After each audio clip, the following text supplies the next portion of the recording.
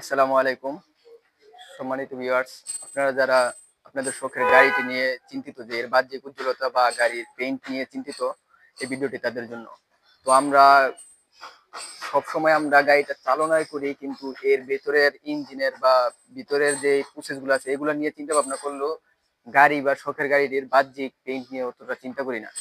তো আমাদের শখের গাড়ি বা বাইকের বাহ্যিক পেইন্টে বিভিন্নভাবে ক্ষতিগ্রস্ত হতে পারে। যেমন আমাদের পেইন্টে যদি আমরা লো গ্রেডের পেইন্ট বা পেইন্টের ভিতরে লো গ্রেডের ম্যাটেরিয়াল গুলা বা যে ধরনের কেমিক্যাল গুলো আছে এগুলো যদি লো গ্রেড বা আম, খারাপ বা কম দামি এরকম নিম্নমানের লাগে থাকি, তাহলেও আমাদের পেইন্টে ক্ষতিগ্রস্ত হতে পারে।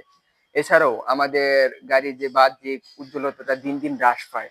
কুয়াশা পড়ে, কুয়াশা ভাব, আবার ময়লা ধুলোবালি বিভিন্ন আস্তরণ যেগুলো পেইন্টের রেজিনের সাথে মিশে এর মানে ভিতর থেকে ঘোলাটে করে পাবে।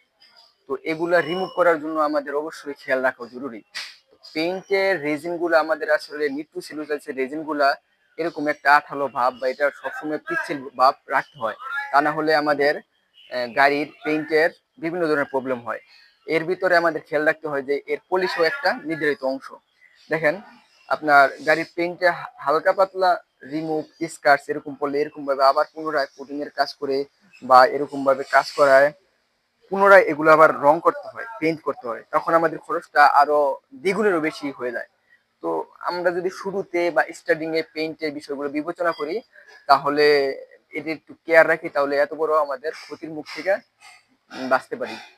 তো এর জন্য আমরা বিভিন্ন process unit by unit, section by section খেয়াল রাখবো। ধন্যবাদ।